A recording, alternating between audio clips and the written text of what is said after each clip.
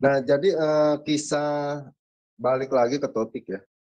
Lalu menurut di Quran, Pak, nah itu anak-anaknya Nuh kemana aja tuh Pak? Maksudnya menyebarnya gitu. Jadi bangsa apa. Dijelaskan berapa? Oh, iya dijelaskan itu. Hmm. Ishak itu kan dijelaskan. Jadi istrinya kagak selamat Turunan, gitu ya? hah? Kok Ishak? Maksudnya keturunan Nabi Nuh. Ya. Jangan lari Itu ke Ibrahim, ke Ishak. jangan lari ke situ. Nah, itu pembahasan yang nanti lah. Iya, terus. Ya terus kan istrinya mati tuh Pak. Uh-huh. Lalu Nuh cuma nuduh dong apa yang kagak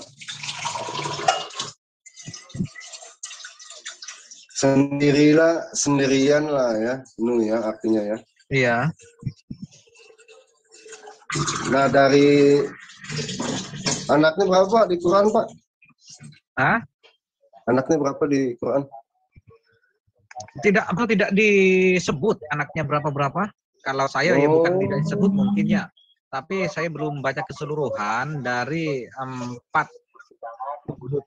ayat tertulis dalam Al-Quran dalam 14 berapa surat ya? Apa 14 surat? Saya tidak baca semua tentang Nabi Nuh. Hanya yang tadi salah satunya adalah surat Hud yang kita sama-sama baca itu. Jadi selain anak-anak Nuh, orang lain juga diajak Pak ya? Gimana? Iya, enggak maksudnya tadi yang Bapak cerita yang dari awal. Selain anak-anak Nabi Nuh, orang lain diselamatkan juga gitu Pak ya? Iya, betul. Orang lain diselamatkan. Yang sebagian kecil yang beriman. Ya, tapi jumlahnya kagak tercatat apa enggak tuh Pak? Enggak kan ya? Tidak kalau saya yang tadi itu tidak tercatat. Tak tahu kalau di apa itu di ayat lain, di surat lain adakah tercatat atau tidak. Saya pun tidak tahu. Tapi di situ tadi di ayat itu kan tidak dicatat. Berapa itu tidak ada, hanya berpasang-pasangan ada tercatat. Bahkan anaknya yang apa itu yang berpisah, yang dipanggil-panggil oleh Nabi Nuh itu yang dia tidak mau ingin menyelamatkan dirinya di atas bukit. Itu kan tertulis. Berarti anaknya ada yang tidak masuk ke golongan Nabi Nuh. Oh, siapa tuh Pak? Namanya ada disebut? Ada namanya itu. Tak tahu siapa itu namanya, lupa. Sudah dengan nama anak Nabi Nuh. Jadi gini, Nabi Nuh anaknya berapa sih Pak? Nabi Nuh anaknya? Ya. Tak tahu ya berapa, saya pun tidak tahu anaknya Nabi Nuh. Nggak tahu. Ya kalau di Alkitab kan dijelaskan ada 3 tuh, Sem, Ya. Ham, dan Yafet. Lalu istrinya ya tetap diselamatkan. Jadi ketika surut ya, ketika sudah selesai banjir bah, nah itu ada 8 orang. Nah kalau di Quran yang menurut cerita Bapak kan, yang barusan, itu berarti banyak ya. Ya tidak, ya tak tahu lah ya banyaknya sebab tidak dihitung pasal anaknya itu Iya, berapa. tidak dihitung. Ya mungkin tadi kan Bapak cerita Nuh dan anak-anaknya, Betul. istrinya tidak diselamatkan. Oh, Nah, iya. kalau Nuh kan anak-anaknya berapa kan Bapak belum tahu juga. Istrinya tidak diselamatkan di mana? Anaknya yang tidak diselamatkan itu. Anaknya apa istrinya Pak? Anaknya. Tadi dari awal istrinya kayaknya. Enggak, anak. Siapa itu namanya? Kanan, anaknya itu. Apa? Kanan. Kanan. Oh, nama baru lagi nih saya dengar. Kanan. Iya, anak Nabi Ya, Nuh yang tidak diselamatkan ya, itu. ya. Terus sama umat Nuh deh. Nah kalau yang disebut umat kan nggak mungkin 1 apa 2 orang Pak. Bisa juga disebut 1 2 orang itu. Kalau umat itu kan apa itu ialah orang yang percaya kepada Nabi Nuh, yang bukan dari pihak keluarganya lah, bukan family, itu orang lain. Ya berarti 1 orang tetap disebut umat gitu ya. Kalau satu orang mungkin tak tahu ya apa disebut pengikut atau apa. Umat itu Tapi kan sebenarnya pengikut. ya tapi jumlahnya kagak tercatat ya. Iya, Oh, hanya oh ya. sebagian kecil. Sebab Ya, apa itu umat di waktu itu umatnya Nabi Nuh itu kebanyakan menolak ya. kepada Nabi Nuh, tidak percaya. Hanya sebagian kecil saja yang beriman, yang percaya. Lalu ketika sudah reda gimana tuh Pak? Apa yang terjadi Pak? Sudah reda kan sudah apa itu sudah singgah di bukit apa tadi itu namanya? Di bukit Judi kan apa? Ya terus kelanjutan ceritanya gimana? Kalau di Alkitab, ya kalau di Alkitab kan udah jelas ya. Maka air bah surut, maka kejadian 8. Maka Allah mengingat Nuh dan segala binatang liar dan segala ternak yang bersama-sama dengan dia dalam batra itu, dan Allah membuat angin menghembus melalui bumi sehingga air itu turun. Ya selanjutnya Bapak bisa baca di Kejadian lah cerita Nabi Nuh. Nah, dalam bulan yang ke-7, pada hari yang ke-17 bulan itu, terkandaslah batra itu pada pegunungan Ararat. Susah amat. Sampai bulan yang ke-10, makin berkuranglah air itu. Dalam bulan yang ke-10, pada tanggal 1 bulan itu, tampaklah puncak-puncak gunung. Kalau di Alkitab jelas, Pak. Sesudah lewat 40 hari, maka Nuh membuka tingkap yang dibuatnya pada batra itu. Lalu ia melepaskan seekor burung gagak. Dan burung itu terbang pulang pergi sampai air itu menjadi kering dari atas bumi. Kemudian dilepaskannya seekor burung merpati untuk melihat apakah air itu telah berkurang dari muka bumi. Jelas Pak ayat itu Pak. Aduh. Nah itu ada, saya rasa itu juga di Al-Quran. Hah? Ada? Ada itu.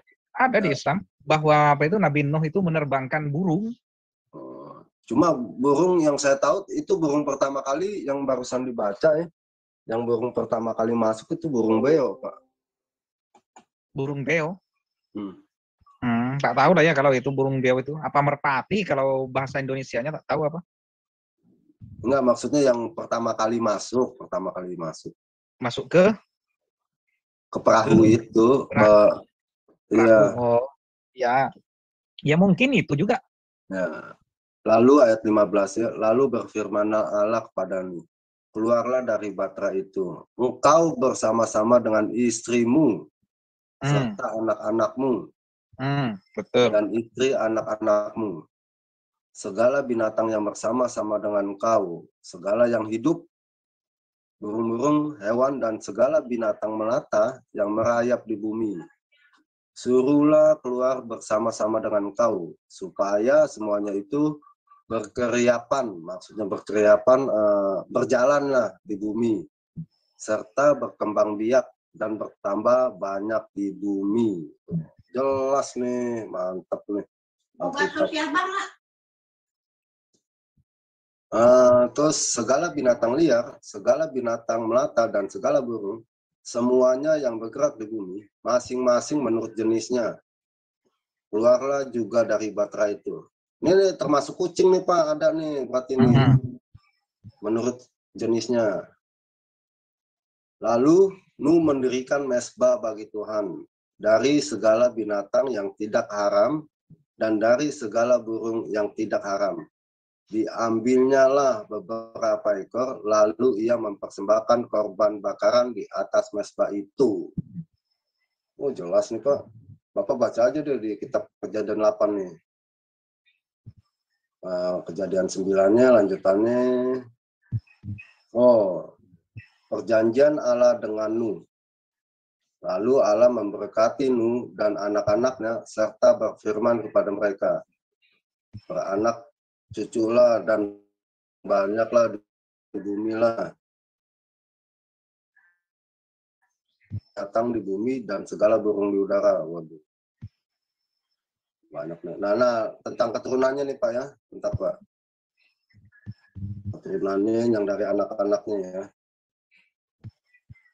Mana? Kayak pasal 10-nya coba. Nah, daftar bangsa-bangsa keturunan Sem, Ham, dan Yafet, 3 anak Nuh. Inilah keturunan Sem, Ham, dan Yafet, anak-anak Nuh. Setelah air bah itu, lahirlah anak-anak lelaki bagi mereka. Nih Pak, untuk jelas Pak, kejadian 10 Pak. Keturunan Yafet ialah Gomer, Magog, sebelah teruslah. Keturunan Ham, wah udah dijelasin tuh siapa-siapa tuh. Nah, keturunan Kus memperanakan Nimrod. Dialah yang mula-mula sekali orang yang berkuasa di bumi. Nah, Nimrod di Quran diceritain Pak ya? Nimrod. Nimrod. Apa sih kalau di Quran yang saya tahu Namrod ya? Namrod apa sih? Namrud. Iya. Kayak Nah, raja. itu Bukan raja itu. Namrud itu pada zaman Nabi Ibrahim. Kus. Di sini jelas Pak kita Pak. Enggak, apa itu Al-Quran tidak menjelaskan secara detail tentang apa itu, tentang berita-berita yang hanya sebahagian saja, tidak dijelaskan secara bagian. Oh, lengkap Pak ini Pak, nama-nama keturunannya Pak, nama bangsa-bangsanya, waduh jelas nih. Nah, itulah keturunan Ham. Menurut kaum mereka, menurut bahasa mereka, menurut tanah mereka, menurut bangsa mereka. Lahirlah juga anak-anak bagi Sem, bapak semua anak Eber, serta abang Yafet. Keturunan Sem ialah Elam. Nah, mungkin bapak keturunan siapa nih kalau diurut-urutin nih? tak tahu keturunan siapa. Paling puncaknya keturunan Nabi Adam. Iya. Jelas Pak ini. Nah, daerahnya aja udah diinin tuh. Daerah kediaman mereka yang terbentang dari Mesa dan ke arah Sefar. Nah, ini kan nama-nama zaman dulu nih Pak. Maksudnya nama-nama negara zaman dulu ya. Nah, kalau merujuk ke zaman-zaman sekarang itu bisa lah. Itu yang bisa ini ya ahli-ahli inilah, teologi lah, sama apa peneliti-peneliti lah. Kalau yang seperti itu dikira apa itu dianggap sejarah karena dalam Islam. Iya. Makanya kalau di Alkitab itu bukan hanya firman Allah, maksudnya firman Allah itu perkataan langsung ya, sabda atau hukum-hukum ya. Nah, Alkitab tertulis ya sejarah tentang nabi-nabi, tentang bangsa Israel ya, khususnya bangsa Israel Pak ya. Nah, itu emang tercatat gitu. Tetapi keseluruhan Alkitab yaitu disebut firman Allah. Gitu. Kalau di Islam kan beda. Ya, keseluruhan. Jadi kalau di Quran kan beda. Kalau Al-Quran itu firman Allah ya. Iya. Jadi semuanya tertulis itu perkataan Allah gitu ya. Betul. Tidak ada yang lain, maksudnya tidak ada campur tangan lah dari perkataan Nabi Muhammad lah utamanya, tidak ada. Tapi setahu saya ada di dikit-dikit deh. Ada. Justru surat jin perkataan iblis kan ada di situ Pak. Itu apa itu? Itu apa tuh? Itu apa? Surat jin itu kan tidak ada perkataan Nabi Muhammad. Bukan, iya, taruhlah nggak ada perkataan Nabi Muhammad, tapi perkataan jin di situ ada kan? Perkataan jin. Itu kan begini ya. Perkataan jin kepada siapa itu? Ya saya nggak tahu lah. Nah itu surat jin surat apa sih Pak? Ya jin lah itu, surat jin lah mungkin. Coba kita surat jin. Buka surat jin. Ya saya mana tahu. Saya kan cuma dengar debater tuh. Ya masalahnya. Cuma ada nggak surat jin? Ada dalam Al-Quran ada.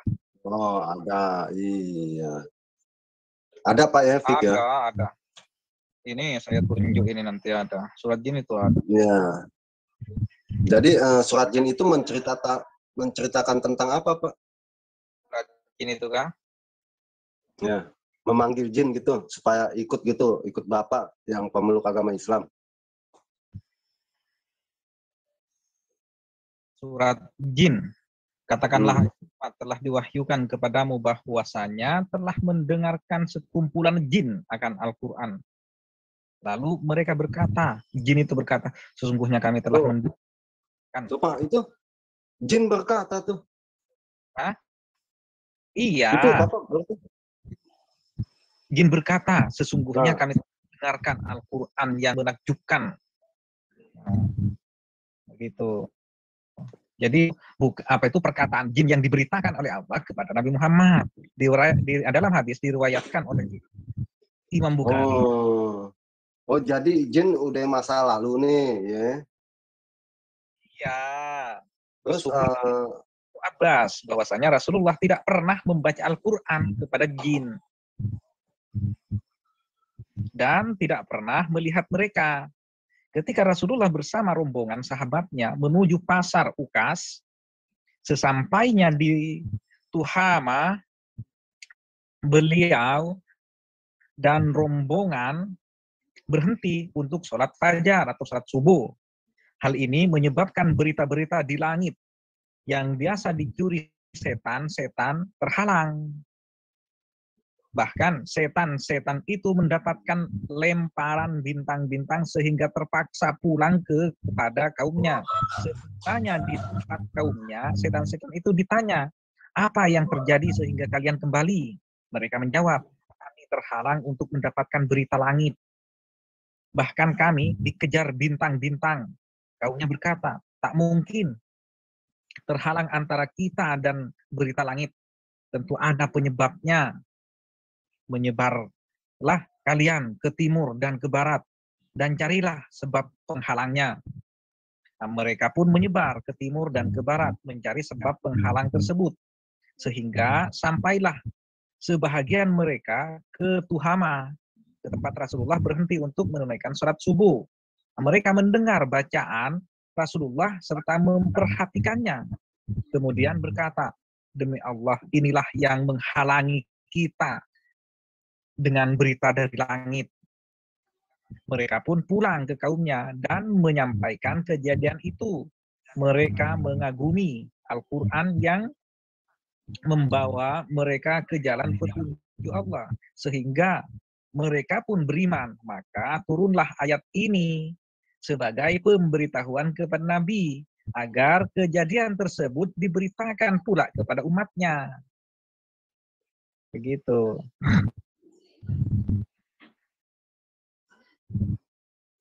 Oh, jadi kita nanti melebar lagi cerita tentang jin. Kita kan ke Muhammad ya. Ke Muhammad, ke Nabi Nuh. Ya. Jadi yang dijelaskan di Al-Quran tentang Nabi Nuh, nah itu selanjutnya gimana tuh, Pak? Tentang Nabi Nuh, apa itu dijelas? Ya sebatas itu saja, hanya saja apa itu kejelasannya ada kadang-kadang dalam hadis dan dirangkum daripada sejarah-sejarah. Nah, itu untuk memperjelas tentang sejarah Nabi Nuh. Hanya saja berita-berita yang Nabi Muhammad tidak tahu itu diberitakan oleh Allah melalui malaikat Jibril kepada Nabi Muhammad. Nah, yang ditulislah dalam Al-Quran. Hanya saja tidak sedetail seperti sejarah adanya.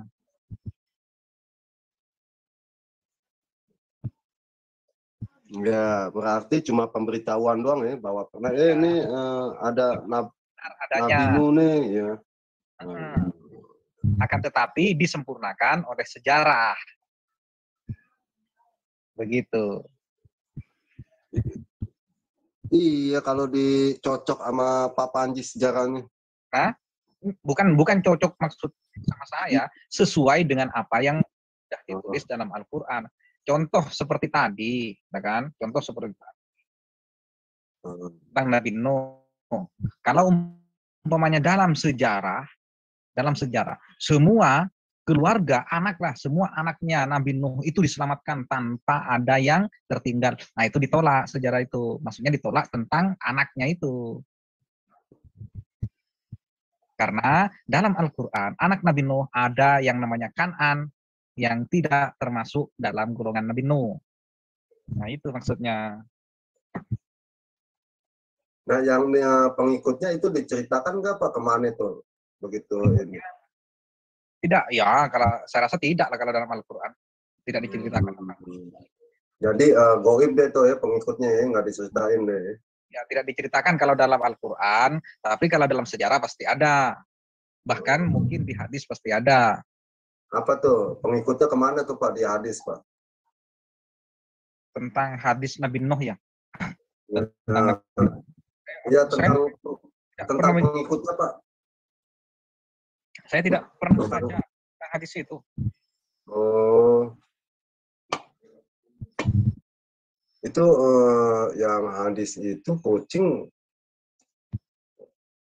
Nah, itu tidak jelas itu. Tidak jelas. Nah, dihapus apa enggak?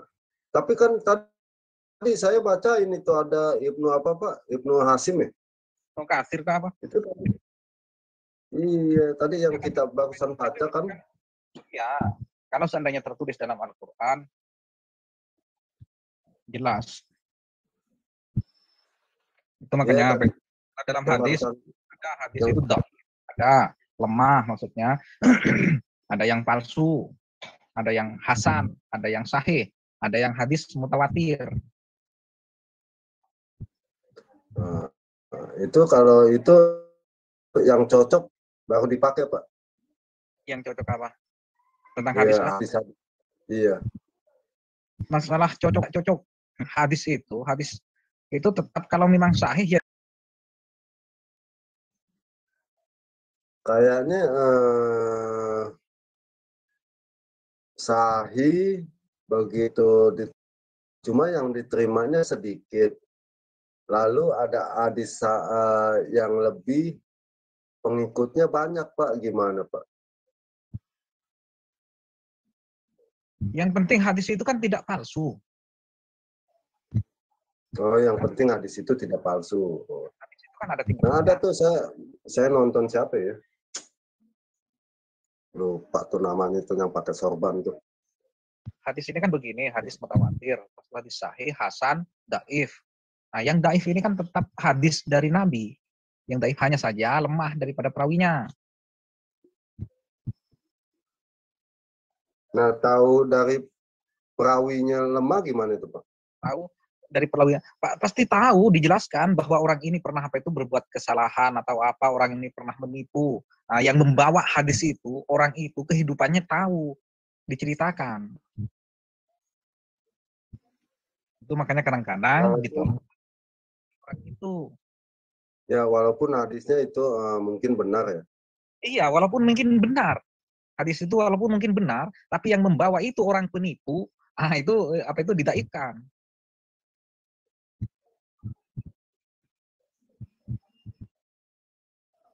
Oh, jadi balik lagi ya ke Nabi Nuh. Keturunannya agak jelas gitu Pak nama-namanya Pak di Quran. Apa jelas apa gimana Pak? Kalau di Al-Quran ya, saya tidak adil lah sudah saya bilang, tidak seberapa membaca tentang sejarah Nabi Nuh yang tertulis dalam Al-Quran, hanya yang di surat Hud itu saja. Sedangkan kisah Nabi Nuh itu di dalam 40 ayat dalam Al-Quran. 43 kalau tidak salah. 43 ayat. Dalam berapa? 27 surat atau berapa surat? Jadi surat-surat yang berbeda-beda.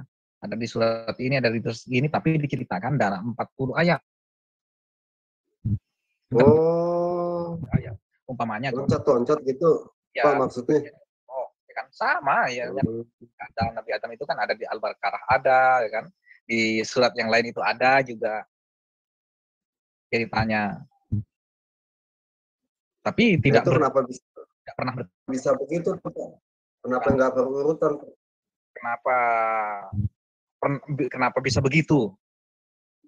Ya, maksudnya ketika nih saya analogin nih. Ketika Bapak lagi jalan nih, Nggak taunya tiba-tiba misalnya jalan ke jalan A, lagi enak kita lagi jalan ke A, nggak taunya jalan ke C. Nah, jalan A, tujuan A aja belum jelas nih, gitu. Langsung lari ke C. Nanti tiba lagi ke jalan D, cerita lagi ke jalan A. Gitu. Maksud saya, kenapa sih nggak diceritakan jalan A, langsung jalan A sampai habis? Gitu. Di satu surat begitu kan, sampai habis. Ya. Surat-surat lain juga begitu kan. Ya betul Pak. Sebab kadang-kadang itu ayat dalam Al-Quran, firman Allah itu ada asbabun nusulnya, ada sebabnya ayat itu turun. Kadang-kadang pada waktu itu umatnya bertanya, padahal sudah kan ditanyakan, apa itu diceritakan, sudah diberitakanlah kepada Nabi Muhammad bahwa Nabi Adam itu begini-begini contoh. Lalu di tempat lain ada juga umatnya Nabi Muhammad itu bertanya tentang Nabi Adam yang lain pertanyaannya dengan yang sebelumnya. Akhirnya diturunlah ayat itu. Jadi sebelumnya itu ada sudah ayat-ayat lain yang diturunkan.